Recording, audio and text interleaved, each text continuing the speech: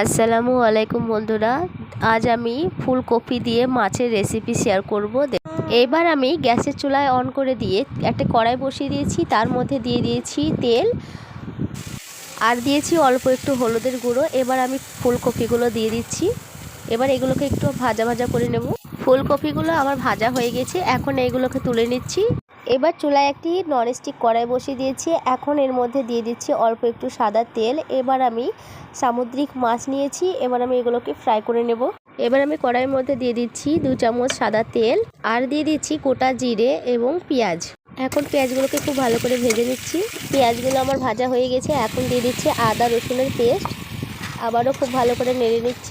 এখন এর মধ্যে দিয়ে দিচ্ছি 2 চামচ হলুদের গুঁড়ো, স্বাদ মতো লবণ, আর দিচ্ছি 1 চামচ মতো ধনিয়ার গুঁড়ো, আর দিচ্ছি 1 চামচ মতো লঙ্কা গুঁড়ো। এখন মশলাটাকে খুব ভালো করে কষে নিয়ে এখন দিয়ে দিচ্ছি